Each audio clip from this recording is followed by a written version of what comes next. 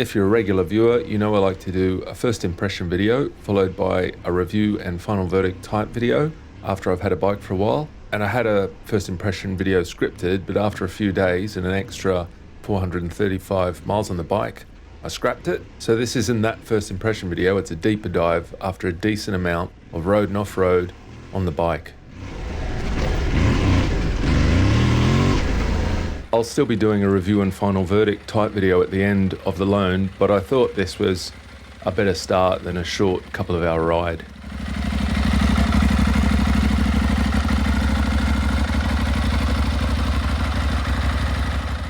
First up, the gossip. This bike is much faster than the stock Yamaha Taureg 700 Rally. My mate Jace owns this one here, and we had many a drag race on the bikes, and the Tuareg Rally always easily pulled away, whether it was standing start or a roll-on drag.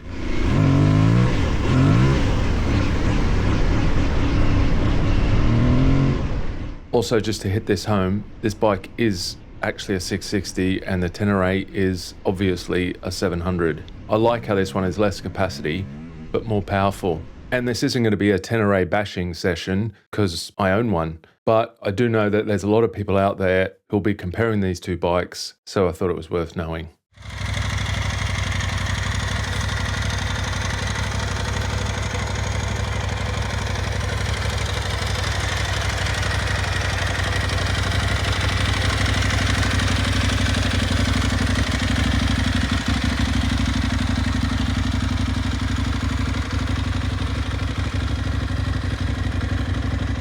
The Taureg Rally 660 is modelled on the one that Aprilia entered and won the Africa Eco Race on in 2024 and 2025. I've got the bike for 2 weeks, mainly for off-road riding, but naturally there'll be some road riding to get to and from the trails.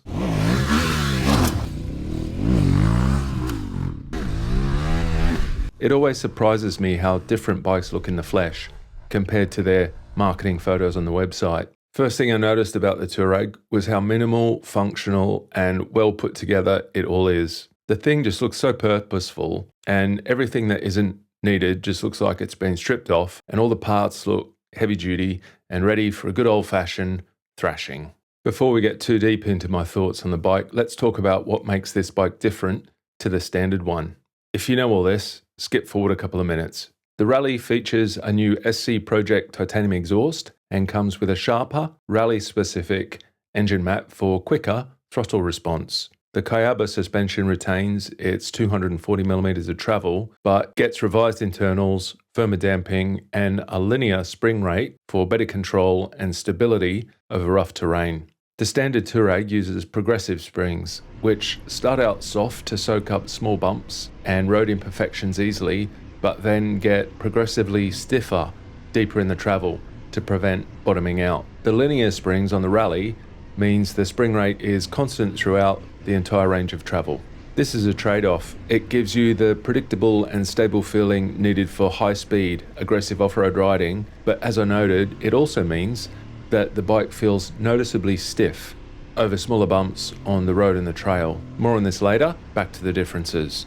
Ergonomics have also been refined with the Rally, with a seat 20mm higher and taller handlebars. That makes it easier to move between seating and standing positions. Off-road protection has been significantly improved thanks to a thicker aluminium skid plate, reinforced handguards with aluminium cores, and a new chain guide fitted as standard. It also rolls on heavy-duty spoked wheels with Ergel narrow rims, I think that's how you say it, and tube tyres for added durability. Visually, the Rally stands out with a high-mounted front mudguard, gold anodized forks, wheels and handlebars, and a race-inspired Rally replica livery mirroring the Africa Eco Race bike. These upgrades make the Tuareg Rally a lighter, tougher, and more responsive adventure bike that edges closer to a full rally raid machine, while still benefiting from the broader 2025 Tuareg updates such as Euro 5 compliance, new 52mm throttle bodies, old ones were 48mm, and a rare earth generator that uses stronger magnets to reduce rotational inertia. Yeah, I've never heard of that either, but it allows the engine to rev faster, apparently, and respond more crisply to throttle inputs Weight of the bike is 199 kilograms compared to the standard Tuareg, which is 204 kgs. So 5 kgs difference there to save you any additional thinking. Oh, the side stand also has a bigger foot on it than the standard bike for parking off-road in the mud. I think it also makes the side stand a bit taller because of the taller suspension settings. This is the first Aprilia I've ever ridden, and I'm excited about it. Sitting on the bike, it feels tall, and my knees fit nicely into the cutouts of the tank. Commenting on this because sometimes they don't, because I've got long legs.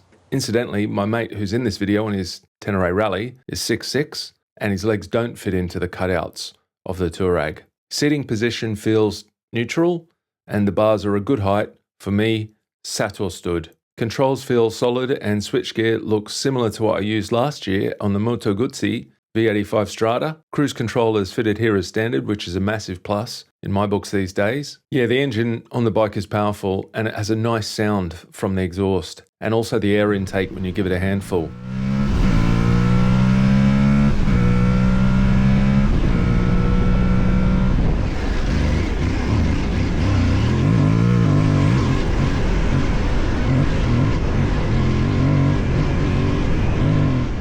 Power can be really soft down low for chugging around, but when you open it up, it really goes. If I wanted to ride faster off-road, the best place for me to hang out was in the mid-range to use the engine's torque. I rarely comment on fueling on bikes in my videos, but this one has a little cough down low when it's really low in the rev range and slowing down. It could be that it's set to run really lean down low and occasionally is starved for fuel.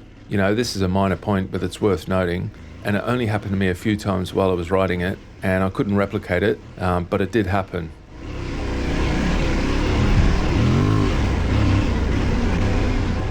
The radiator vents to your knees on either side, and it was an issue here in autumn, but in summer it might be, in hotter climates. Clutch is on the firmer side, and the bike changes well, and the gears feel well spaced. I found myself having to pull the clutch right in to change gears when I was riding off-road, because otherwise it wouldn't change. So I wound the tension on the clutch cable almost until I had no tension on it. Usually I set them so that I've got a few millimeters of free play there. When I did that, it worked okay. I thought the gear lever would be too short for my foot when I first looked, but I could change gears okay. Just so you know, my boots are size 12. Exhaust sound isn't too loud, which I like. Also, the guard has a nice finish on it too with no sharp edges, which is a nice touch for when you're washing your bike, so you don't slash your hand open. It's the little details that matter, eh?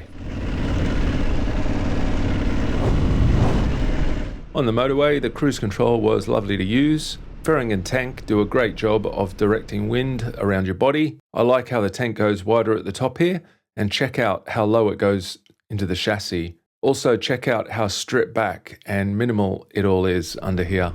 I was expecting to be blown around a lot more when I was on this bike. I didn't get numb hands on the motorway stints, which I sometimes do. I think the cruise control helps with this, so you're not gripping so much with your right hand. Screen on the bike looks solid, but the wind did hit the top of my helmet as I was riding along. It's a similar height to my Taureg.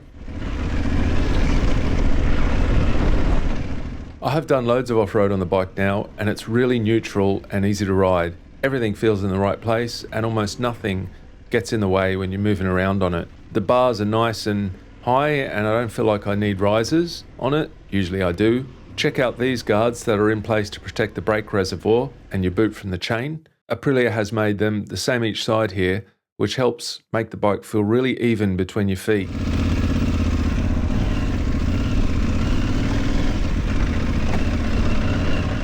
Also, it helps you grip the bike and move it around. Bike feels just right between your knees too. Not too fat, not too skinny, and no odd bulges as you're moving back and forth, which is just how we like them, eh boys? Seat on this bike is built for off-road. I've done a handful of rides over 2 hours on the motorway on the bike so far, and just after about an hour I wanted to get off. But I didn't, because I wanted to get where I was going.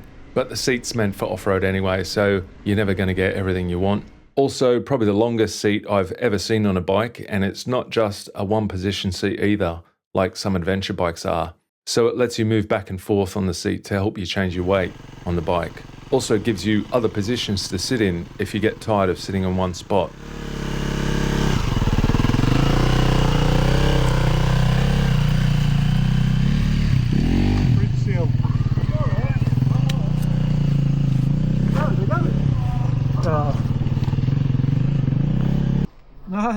Nah. We think that's electrical. There's a truck pulled over to let us pass. Yeah. We went past and tooted his horn. Yeah. The horn just stayed on and cut the engine. So we've unplugged bits, but the battery's so flat now. Yeah. We can't even bump start. It ain't got a kick start either. It's just purely electric. Oh my god. Yeah. Damn. All right, boys. Enjoy yourselves. See you later. See ya.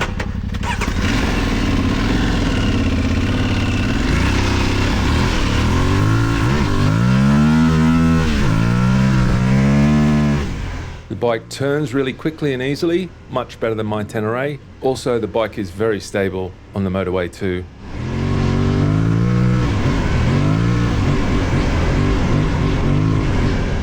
Trellis frame on the bike has a really cool look. Overall, I'd say the bike feels fairly stiff and direct to ride. Comes with rubber in the foot pegs. They just unplug out if you want to have more grip for off-road riding.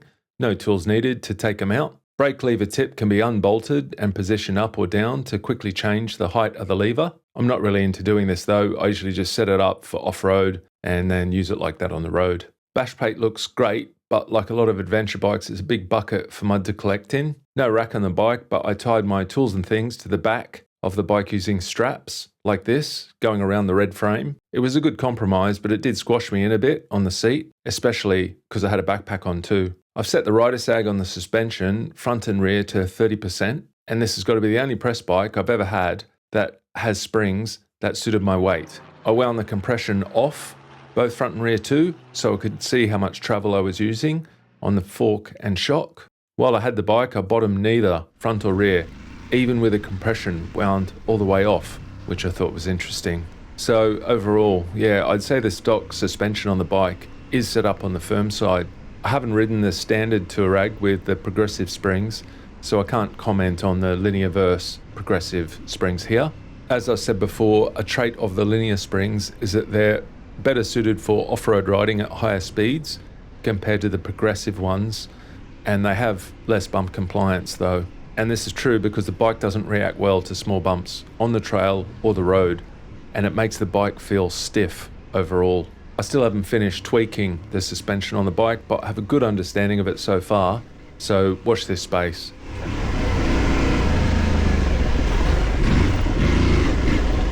Front and rear brakes are great.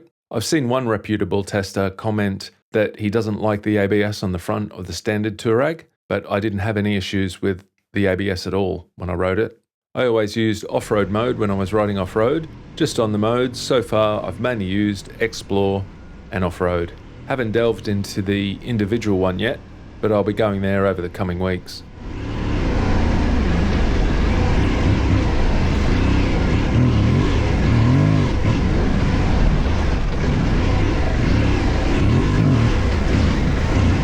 Teneres come with these tyres, so I'm familiar with them and like them. They're not great for wet and muddy conditions, but they're okay. I'm still running these tyres on my Tenere, which the bike came with, and I'll only change them when they wear out. I'll probably put the same ones on again too.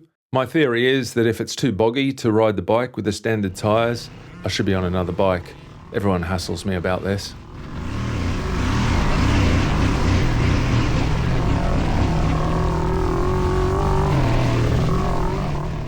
I think the looks of the bike might be an acquired taste because at the moment I'm not heavily into the graphics all over the tank.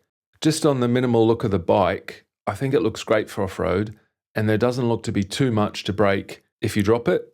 Back end of the bike looks really nice and skinny here too. Front and rear LED lights look cool. Gold bars, fork tubes and rims all look really nice. A few people have stopped me on the bike actually and told me how much they really like the look of it. Alright, from here I'm going to be doing a fair bit more riding. I still don't know the bike as well as I'd like to, but I'm getting there. Let me know if you have any questions in the comments below. Thanks for watching.